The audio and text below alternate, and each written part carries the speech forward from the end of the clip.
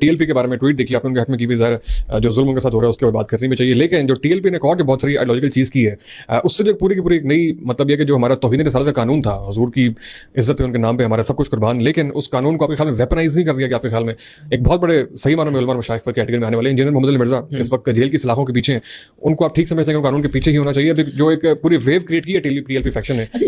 ये फौजान मैं बड़ी दयानतदारी से खुदा को हाजिर नाज़िर जानते हुए देखें, चूंकि तौहीन रिसालत का मामला एक ऐसा मजहबी मामला है कि जिस पर मेरी कोई ऐसी रिसर्च या तहकीक नहीं है कि मैं आपको बड़ी कतईयत के साथ ये बता सकूं कि इस शख्स पर तौहीन रिसालत लगनी चाहिए और इस शख्स पर तौहीन रिसालत नहीं लगनी चाहिए। मसलन इंजीनियर साहब के मामले में एक बहस है इस वक्त कि वो एक तो तबका वो है जो समझता है कि ठीक तौहीन रिसालत जत्थे का काम नहीं है, लेकिन ये तो आप मानते हैं बिल्कुल ठीक है, रियासत का काम है, ये कानून का, इसमें तो 1000% कि वो तो ये तो कोई भी ये नहीं कहता कि हम तो उसूलन इस मुल्क की अदालतें, इस मुल्क का निजाम और उसी का काम है। तो इंजीनियर साहब के मामले में 2 आ रहा है, एक राय ये कि नहीं लगनी चाहिए उनके ऊपर, एक राय जो उसके मुखालिफ है कि आप मिसाल के तौर पर किसी का कलमा कुफ्र नकल करते हैं तो उस पर तौहीन रिसालत नहीं लग सकती। अब वही बात है, चूंकि मैं दीन का इतना इल्म नहीं रखता कि मैं इस पर कोई फैसला जारी कर सकूं, तो ये उलमा का काम है। और मुझे लगता है कि उलमा की अक्सरियत बहरहाल इस एक नुक्ते पर मुत्तफिक है कि रियासत के अलावा ये इख्तियार किसी को नहीं दिया जा सकता, ना दिया जाना चाहिए कि वो किसी पर भी तौहीन रिसालत का इल्जाम लगाए। और अल्टीमेटली ये हमें समझने और जानने की जरूरत है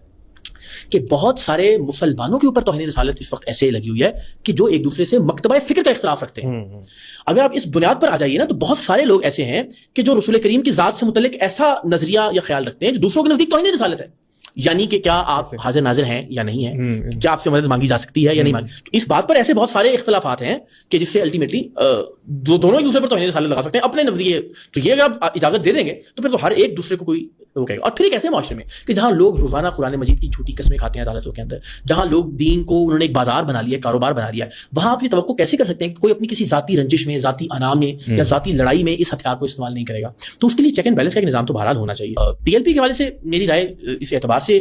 अच्छी है कि जिस नाम से उसकी निस्बत है हम सबकी जाने उस पर फिदा है, जाहिर है, और उस नाम की निस्बत की वजह से उनके अंदर एक ऐसी जज्बाती ताकत और कुव्वत है कि मुझे लगता है कि वो किसी भी आम आदमी से ज्यादा रिटेलिएट कर सकते हैं, ज्यादा रिएक्ट कर सकते हैं, ज्यादा तशद्दुद का मुकाबला कर सकते हैं। तो रियासत को उनके लिए जो करंट ये पॉलिसी है ना, हर बार मार धाड़ वाली, इसके अलावा कुछ सोचना होगा। वो क्या होगा मुझे इस वक्त उसका कोई इदराक नहीं है, लेकिन इससे तो ये प्रॉब्लम सॉल्व नहीं होगा। इससे तो हर बार आप मजीद ज्यादा गुस्सा, ज्यादा नफरत पैदा करेंगे। टीएलपी को बनाने में रियासत के रिसोर्सेज भी शामिल थे, इस बात का अल्लाह जानता है, मेरे पास ऐसा कोई एविडेंस नहीं है मुझे लगता। हाँ, लेकिन बहरहाल ये जरूर है कि अक्सर औकात रियासत और इस्टेब्लिशमेंट और इदारे ऐसे लोगों को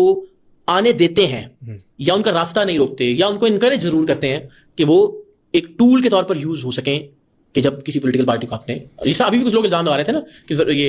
जब पीपल्स पार्टी और नून लीग की लड़ाई हुई इस वजह से ये ऐसा किया गया, तो ये वल्लाह आलम ज़ाहिर जिस चीज़ का कोई एविडेंस नहीं है मेरे पास उस पर क्या बात करना, लेकिन उनको ऐसा बनाने में किरदार का मुझे नहीं लगता। उनको ये जरूर हो सकता है किसी जमाने में इनकरेज किया गया।